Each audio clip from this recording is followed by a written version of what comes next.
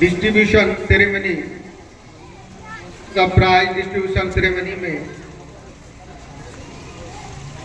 आज आकर मुझे बहुत ही अच्छा लगा और बहुत ही गर्वान्वित महसूस हो रहा है, क्योंकि आज का ये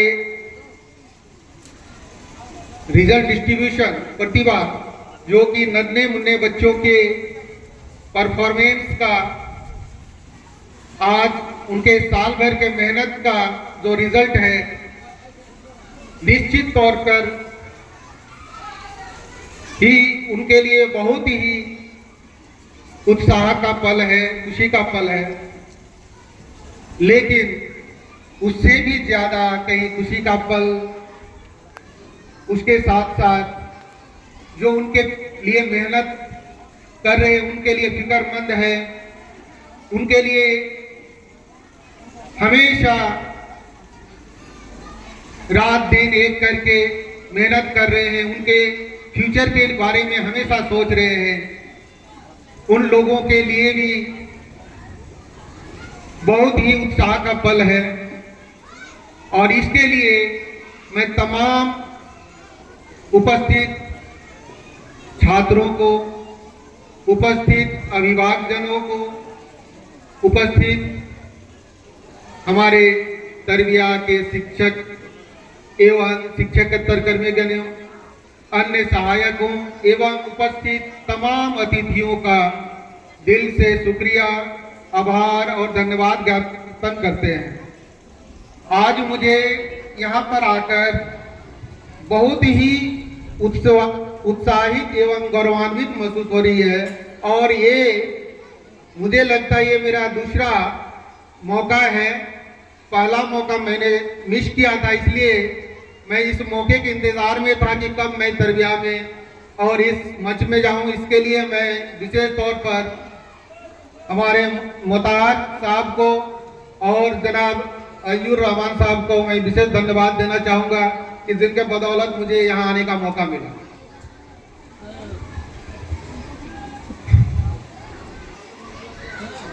आज सही मायने में बहुत ही ये जो मंच है, इस मंच की बहुत ही बड़ी अहमियत है, और इसके बारे में हमारे तमाम अतिथियों ने इनके दृष्टांत के बारे में, इनके जरूरतों के बारे में बता दिया। लेकिन चूंकि मैं भी एक गांव का ही बच्चा हूं, मैं आपके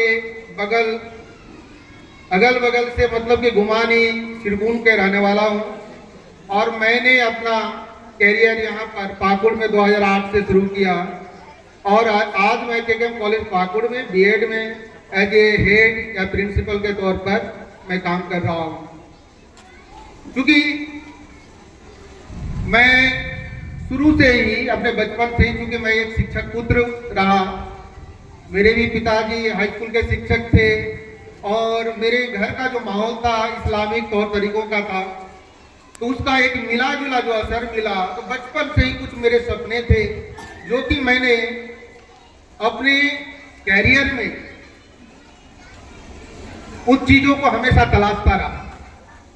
और इसी दरमियान मैंने 2014 या 15 के आसपास में मैंने एक इंस्टीट्यूट खोला था पाकुड़ में, global competitive research and training institute.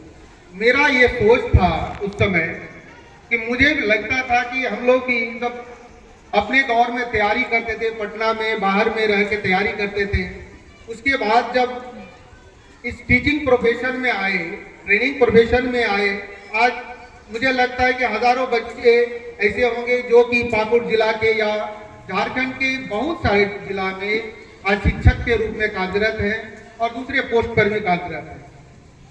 तो मुझे ये लगा कि आज हमारे पाकुड़ डिस्ट्रिक्ट में बहुत सारे ऐसे बच्चे हैं जिनके पास टैलेंट की कमी नहीं है, लेकिन कमी अगर है तो सही दिशा देने की, उनको सही गाइड करने की। आज इस मंच पर आप देखते होंगे कि आप सभी पेरेंट्स, सभी मैनेजमेंट के लोग, सभी डायरेक्टर, सभी टीचर एक ही चीज के लिए परेशान है कि इन बच्चे का भविष्य कल क्या होगा। लेकिन मेरे विचार से हम तभी अपने आप को सफल समझेंगे जब इन 100 बच्चों में से 100 बच्चा ही मेरा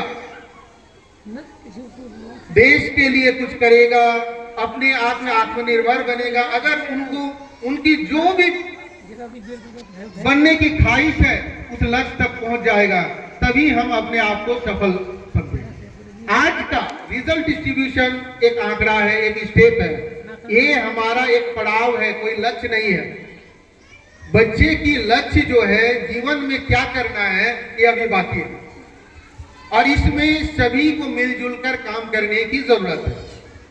हमारा भारत देश में अगर देखें कि इन बच्चों के भविष्य को संवारने के लिए अभी जैसे हमने देखा कि हमारे एक अतिथि ने कहा कि 4 पिलर्स की बहुत ही महत्वपूर्ण भूमिका है, जिसमें हम देखते हैं कि बच्चे जो कि मेहनत करेंगे, जिनको कि आगे अपना करियर बनाना है।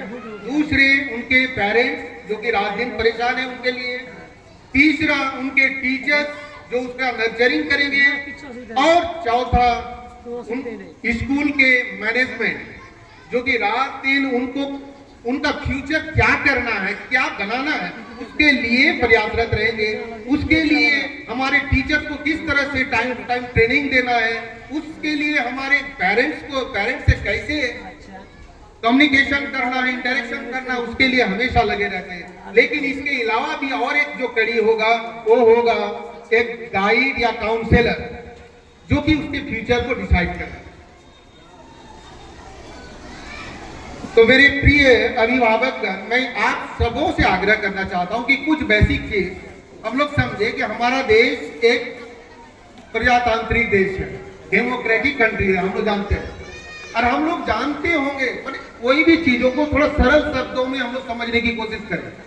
हम लोग अक्सर बोलते हैं कि डेमोक्रेसी से पहले हमारे देश में राजतंत्र था, कहीं कुलीन तंत्र था, कहीं पर अगर हम लोग देखें तो तानाशाही चलता था। लेकिन आज प्रजातांत्रिक देश, मतलब कि हमारे ऊपर जो शासन करेंगे, हमारे बारे में जो सोचेंगे वो कोई और नहीं सोचेंगे, बल्कि हमारे द्वारा जो चुना हुआ प्रतिनिधि होगा, जो व्यक्ति होगा, वही सोचेंगे। लेकिन मित्रों, मैं ये जानना चाहता हूं आपसे कि अगर हमारे अंदर अगर सही प्रतिनिधि को चुनने की क्षमता ही ना हो, हमें ये समझना हो कि हमारा कौन सा प्रतिनिधि, कौन सा व्यक्ति जो कि हमारा भविष्य कल तय करेगा, हम उनको आगे बढ़ाएं, तो क्या हमारा भविष्य सफल होगा? भविष्य के बारे में जो सोचेंगे वो कभी भी सही हो सकता है, सफल हो सकता है, ऐसा लगता है क्या? आपकी ओर से कोई रिस्पॉन्स नहीं हो सकता है। इसीलिए चूंकि हम लोग बोलते प्रजातांत्रिक व्यवस्था में पक्ष में और विपक्ष में दोनों को ही सतर्क होना पड़ेगा, कंसस और जागरूक होना पड़ेगा। इसका मतलब, कहने का मेरा मकसद ये है कि आज बच्चे के भविष्य के बारे में, जिनके बारे में हम फिक्रमंद हैं, तो फिक्र में करने में शिक्षक तो मेहनत करेंगे ही। शिक्षक के साथ 6 घंटा का उसका पड़ाव रहता है, लेकिन बाकी 18 घंटा वो सोसाइटी के साथ और परिवार के साथ ही बिताता है। इसका मतलब है कि अगर 4 हिस्से में बांटे तो एक हिस्सा से ज्यादा 3 हिस्सा है, इसका मतलब जवाबदेही गार्जियंस की होती है। लेकिन क्योंकि हमारा माहौल ऐसा है कि शिक्षा की कमी के कारण सभी पेरेंट्स ऐसे नहीं है कि इसके बारे में सही सलाह दे सकते हैं। लेकिन आज के लिए, आज ये बहुत ही बड़ी खुशी की बात है कि पेरेंट्स अगर आइडिया नहीं दे सकते हैं, लेकिन वो इतने तो सक्षम हैं कि वो शिक्षक पर विश्वास कर सकते हैं, शिक्षकों को स्कूल पर विश्वास कर सकते हैं, वो आर्थिक रूप से उसको सहयोग कर सकते हैं। तो यहाँ से ये होता है कि हम बच्चे के फ्यूचर के बारे में बेहतर समझ सकते हैं। अब है कि बच्चे के फ्यूचर बनाने के लिए शिक्षा का स्वरूप किस तरीके से होना चाहिए, तो इसको हम लोग सभी गार्जियन हैं और यहाँ शिक्षक भी हैं, इस चीज को सहज तरीके से हम लोग समझ सकते हैं कि जो भी हमारा इन्वेस्टमेंट होगा वो लक्ष्य, गोल ओरिएंटेड होना चाहिए। मतलब पहले ही हम लोग डिसाइड कर लें। तो डिसाइड करने के लिए हमारे पास ऑप्शंस होना चाहिए, सीमित ऑप्शंस नहीं। जैसे कि अभी हमारे कुछ गेस्ट ने कहा कि जैसे अगर हमारे सामने अगर बच्चे को पूछा जाए तो सीधे बोलेंगे डॉक्टर बनेंगे, इंजीनियर बनेंगे। ऐसा नहीं, जैसे हमारे अंदर क्या चाहते हैं हम समझ नहीं पाते। जैसे एक अगर कोई दुकान में जाते हैं तो पहले से सोच के जाते हैं क्या लेंगे, लेकिन जब मॉल में जाते हैं तो जो चीज नहीं भी सोचे थे वो भी पसंद आ जाती है और उसको लेके हम बखूबी आ जाते हैं और बहुत ही संतुष्ट होते हैं। तो इसका मतलब यही है कि आज हमारे बच्चों के सामने हमारे मैनेजमेंट का, हमारे टीचर्स का और हमारे पेरेंट्स का एक जिम्मेदारी होगा कि बच्चों के सामने, क्योंकि बच्चों के अंदर अभी वो क्षमता नहीं है कि वो डिसीजन ले सके, उसके अंदर वो समझ नहीं है। तो समझ किसके अंदर है, या तो पेरेंट्स के अंदर, या तो शिक्षक के अंदर, या तो जो मैनेजिंग बॉडी है उनके अंदर। तो उनका ये जिम्मेदारी होगा कि बच्चों के सामने अधिक से अधिक ऑप्शंस रखे और उनके बारे में बताए पहले। और ये कब तक, 10th से पहले तक, +2 तक। क्योंकि अभी आपने सुना एनईपी जो उनकी बात चल रही है, नेशनल एजुकेशन पॉलिसी, उसका जो अगर पाठ्यक्रम का ढांचा हम लोग देखेंगे 5-4-4-3 मतलब +2 लेवल तक, मतलब नर्सरी से, जिसको कि पहले आंगनबाड़ी बोलते थे, आंगनबाड़ी से लेकर +2 तक एक ही ढांचे में रख दिया गया। इसका मतलब है कि बुनियाद, तो बच्चे की बुनियाद को अगर तैयार करनी है तो इसी में से तैयार कर देनी है। तो इसका मतलब ये जो बुनियाद को तैयार करने में हर गार्जियन के अंदर भी एक सोच होनी चाहिए। तो सोच कैसे डेवलप करेंगे, एक सीधी सी चीज है। मान लीजिए कि आपको बच्चे को किस एरिया में जाना है, क्या टीचिंग प्रोफेशन में जाना चाहते हैं, तो टीचिंग प्रोफेशन में अगर जाना चाहते हैं तो क्या बनना चाहते हैं, क्या प्राइमरी के टीचर, हाई स्कूल के टीचर, या कॉलेज के टीचर, या टीचर या तो प्रोफेसर होंगे, हायर लेवल में होंगे। तो मान लीजिए ये एक एरिया हो गया। अच्छा, क्या डॉक्टर बनना चाहते हैं, या तो फिर डॉक्टर नहीं छोड़ के मेडिकल विभाग में जाना चाहते हैं, क्या आप टेक्नोलॉजी के क्षेत्र में जाना चाहते हैं, या मैनेजमेंट के क्षेत्र में जाना चाहते हैं, या एडमिनिस्ट्रेशन में जाना चाहते हैं, क्या आईएएस अफसर बनना चाहते हैं, क्या एक अच्छे पॉलिटिकल लीडर्स बनना चाहते हैं, क्या जुडिशियरी में जाना चाहते हैं कि ये जज या वकील बनना चाहते हैं। मतलब ये डिफरेंट एरिया हो गया। अब एरिया जब हो गया तो इसका मतलब है कि आपके बच्चे जाएंगे किधर, तो बच्चे को अब परखने की जरूरत है। तो परखने के लिए हमने इसलिए कहा कि मैनेजमेंट, पेरेंट्स, टीचर के साथ साथ एक गाइड और एक काउंसलर जो कि उसका ये डिसाइड करेंगे, इन लोगों से मशवरा करके वो डिसाइड करेंगे। इसलिए हर मैनेजमेंट में, और हम उम्मीद करते हैं कि तरबिया ने ये सारी चीजों को सोचकर ये स्थिति रखी है कि कोई भी बच्चा, क्योंकि उसको इस तरीके से तैयार किया जाएगा कि बच्चे को अब जो भी बनना होगा, आप ये चीज समझ लीजिए कि डॉक्टर बने, इंजीनियर बने, उसकी पढ़ाई शुरू होती है सब्जेक्ट से, विषय वस्तु से। इसका मतलब है कि बच्चे को विषय वस्तु की समझ बेहतर होनी चाहिए। अब आप पेरेंट्स बोलेंगे सर विषय वस्तु की समझ तो हमको नहीं, तो एक छोटा सा चीज समझ जाइए कि विषय वस्तु को इस रूप में समझिए कि मान लीजिए कि साइंस तो सब समझ रहे हैं, साइंस मतलब फिजिक्स, केमिस्ट्री, मैथ्स पढ़ना, फिजिक्स, केमिस्ट्री, बायोलॉजी पढ़ना होगा। सोशल साइंस मतलब ज्योग्राफी, हिस्ट्री, मान लीजिए इकोनॉमिक्स पढ़ना होगा। अगर मान लीजिए लैंग्वेज पढ़ना, भाषा पढ़ना होगा, तो क्या पढ़ना होगा, नहीं तो भाषा में सबसे पहला है मातृभाषा पढ़ना होगा, एक क्षेत्र की भाषा पढ़ना होगा। अगर मान लीजिए कि झारखंड में है तो झारखंड के क्षेत्र की भाषा क्या है, एक राष्ट्रभाषा होना चाहिए, जैसे कि हमारे राष्ट्रभाषा हिंदी है तो हिंदी होनी चाहिए, और एक इंटरनेशनल लैंग्वेज के रूप में हमको देखते हैं अंग्रेजी। मतलब भाषा में इतनी समझ होनी चाहिए, साइंस पढ़ेंगे तो इतनी समझ होनी चाहिए, सोशल साइंस पढ़ेंगे तो इतनी होनी चाहिए, मैथ्स पढ़ेंगे तो मैथ, रीजनिंग। मतलब कहने का मतलब है कि इन सब विषय वस्तु में ही आगे का फ्यूचर डिसाइड करेगा।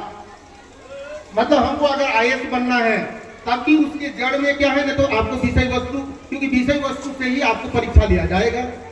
आपको डॉक्टर बनना है तो फिर विषय वस्तु कि हम फिजिक्स, केमिस्ट्री, बायोलॉजी पढ़ेंगे तभी डॉक्टर बनेंगे। तो इसका मतलब है कि आप नर्सरी से लेकर +2 के अंदर अगर विषय वस्तु को ठीक कर देते हैं तो आगे के लिए ना पेरेंट को सोचने की जरूरत पड़ेगी, ना गार्जियन को सोचने की जरूरत पड़ेगी, ना टीचर को, ना मैनेजमेंट को। और इसी करेंगे तो इससे क्या होगा कि अगर इस प्लानिंग के साथ बच्चे को ये करेंगे तो एक भी बच्चा, मैं ये दावे के साथ कह सकता हूं कि अगर तरबिया में इस वे से जब गाइड किया जाएगा तो एक भी बच्चा ऐसा नहीं होगा कि जो जो भी पेरेंट्स के लिए, गार्जियन के लिए बोझ बनेगा, वो खुद डिसाइड करेगा कि हमको क्या बनना है। और हर बच्चा हर क्षेत्र में जा सकता है, और इस सोच के साथ बच्चे आगे बढ़ेंगे तो एक क्या होगा कि हर चीज, हर बच्चा हमारा हर साल जब निकलेगा, मान लिया यही कोर्स आगे बढ़ते बढ़ते मैट्रिक तक निकलेगा, तो यहीं से हमारे बच्चे डिफरेंट तरीके का कॉम्पिटिटिव तैयारी के लिए यहीं से उसका ब्रेन तैयार हो जाएगा। उसके लिए आगे हमें परेशान होने की जरूरत नहीं है। तो इसीलिए मैं सभी तमाम हमारे अभिभावक गणों से आग्रह करूंगा कि बेहतर मैनेजमेंट के साथ, टीचर्स के साथ एक बेहतर कोऑर्डिनेशन तालमेल अगर बनाएंगे तो बच्चे के फ्यूचर को बेहतर बनाने से, बेहतर होने से कल कोई नहीं रोक सकता है। और कल दिन ये पाएंगे कि आपके घर के हर एक घर का बच्चा, कोई तो आपका मान लीजिए कि ब्लॉक में होंगे, कोई बैंक में होंगे, कोई रेलवे में होंगे, कोई प्रोफेसर होंगे, कोई डॉक्टर होंगे, कोई इंजीनियर होंगे, क्योंकि सारे बच्चे के भविष्य के का निर्माण करने वाला एक लैब जो है, यही लैब से तैयार होगा प्रोडक्ट, और कल हम लोग रिजल्ट देखेंगे, कोई अनसर्टेनिटी में नहीं रखेंगे। इसका मतलब है कि सार में हम यही बोलना चाहेंगे कि मेहनत जो है, मेहनत अगर बच्चे करेंगे सही दिशा में, और उसका अगर दिशा सही रहेगा तो मेहनत करने वाले को कोई नहीं रोक सकता है। जैसे कि कहते हैं कि खुद ही को कर बुलंद इतना कि खुदा अपने बंदे से पूछे बता तेरी रजा क्या है। और कौन कहता है कि आसमान में सुराग नहीं हो सकता है, एक कंकड़ तबीयत से उछाल के तो देखो यारो। इसका मतलब आप ये ना सोचे, मन में ये ना पाल ले। आप हर पेरेंट्स से मैं आगाह करना चाहता हूँ कि ये मन में मत सोच लीजिए कि बेटा को डॉक्टर बनाने के लिए, इंजीनियर बनाने के लिए, आईएएस अफसर बनाने के लिए पटना, रांची या कोटा भेजेंगे तभी होगा, और पाकुड़ में रह के, तरबिया में पढ़ के नहीं हो सकता है। इस गलतफहमी में कभी नहीं रहे।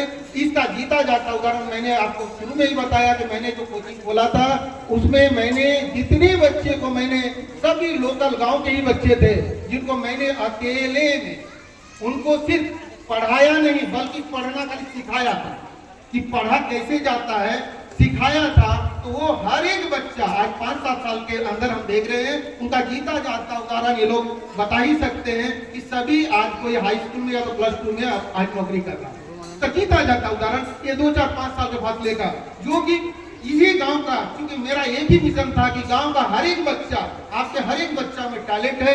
कोई एक बच्चा, जब 100 में 100 बच्चा मेरा एक भी बेकार नहीं जाएगा, तब मैनेजमेंट और टीचर हम अपने आप को गौरवान्वित महसूस करेंगे कि हमारी मेहनत सही में रंग ला रही है। अब 2 बच्चे अगर 100% लेके आ गए, 90% लेके आए, तो उससे हमें बहुत ज्यादा खुश होने की जरूरत नहीं है। इसीलिए हमको मिल के कोशिश करने की, इसलिए आपको गार्जियन को भी, आप अगर आइडिया नहीं दे सकते हैं तो कम से कम टीचर्स के साथ, मैनेजमेंट के साथ एक कोऑर्डिनेशन बना के रखें टाइम टू टाइम कि आपके बच्चे की प्रोग्रेस किस ओर हो रही है। इन्हीं शब्दों के साथ मैं अपनी वाणी को विराम देता हूं। धन्यवाद। Thank you. Thank you, our chairman sir, for guiding and giving knowledge about quality education, and he is also an HOD of KKM B.Ed College. Thank you, sir. Thank you very much. वक्त काफी हो चुका है actually.